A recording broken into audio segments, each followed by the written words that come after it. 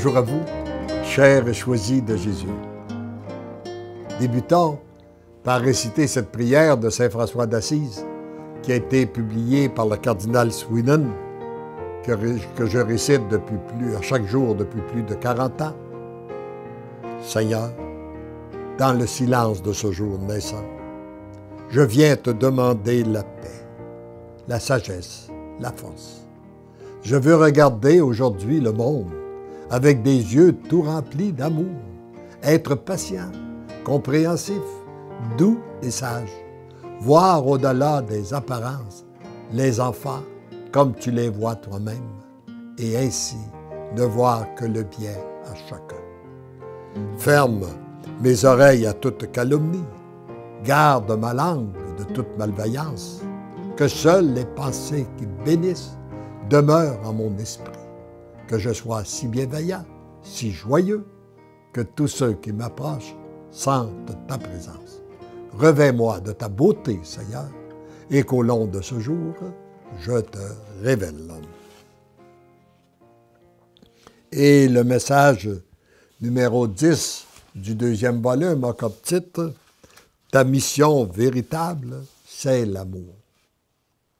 Alors là, le Seigneur nous redit, il le redit à chacun de nous, ce qu'il a dit à la petite Thérèse de l'Enfant Jésus, « Ta mission véritable, c'est l'amour ». Mon tout petit, sois toujours de plus en plus à mon écoute. Tu découvriras que je suis de plus en plus près de toi. Tes pensées seront continuellement inspirées par moi. Je te veux tout à moi. Si tu es tout à moi, tu n'as plus à te préoccuper de rien.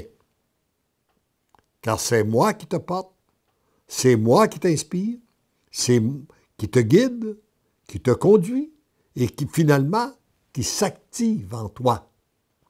Un autre tantôt, il m'a dit, je n'ai pas d'objection que tu t'occupes, mais je ne veux pas que tu te préoccupes. Et lorsqu'on a tout remis entre les mains de Dieu, nous n'avons pas à nous inquiéter de rien. Et j'ai souvent dit, je crois que si on voulait nous faire passer un examen pour savoir quel est notre niveau de foi, on pourrait nous demander quel est notre niveau d'inquiétude. Et si nous avons beaucoup d'inquiétude, c'est que notre foi est très basse. Demandons-lui pas de baisser nos inquiétudes, mais demandons-lui d'augmenter notre foi. Et si notre foi augmente, nos inquiétudes vont diminuer. C'est donc une très grande transformation qui s'opère en toi présentement. Et tu en es plus ou moins conscient. Puis, ce n'est pas important que tu en sois conscient ou non. Ce qui est important, c'est que tu te laisses transformer. Que tu me redonnes continuellement ton consentement. Que tu te reconnaisses toujours plus petit et plus aimé de moi. C'est l'amour qui fait tout lorsqu'il a la liberté d'agir. Il est important qu'on se rappelle ça. Dieu peut agir dans la mesure où qu'on lui laisse cette liberté. Puis plus on s'approche de lui, plus nous sommes guidés par les saints anges, plus nous recevons des belles et des bonnes choses. Plus nous nous en éloignons, eh bien plus nous devenons angoissés, stressés, préoccupés. Et souvent, on a l'impression aussi qu'il nous arrive plus de mauvaises choses. Donc, c'est l'importance de se laisser, de s'approcher du cœur de notre Dieu. Alors, donc, je répète, c'est l'amour qui fait tout lorsqu'il a la liberté d'agir. Il prend la personne en charge, la transforme selon son image.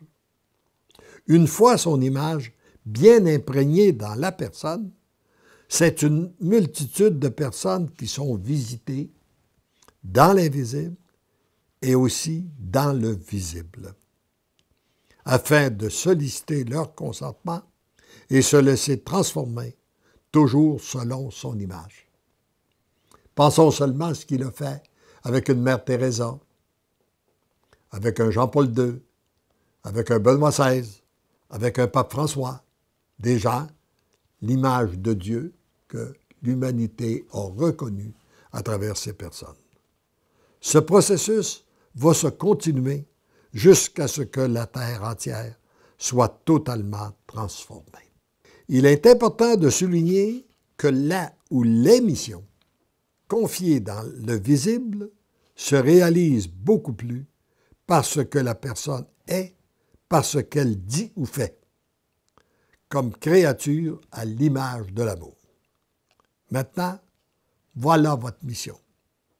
Voilà ta mission bien à toi, que ce soit comme lecteur, lectrice ou petit commissionnaire que tu es, et il ajouterait sans doute toi qui m'écoutes en ce moment, il n'y a pas de différence.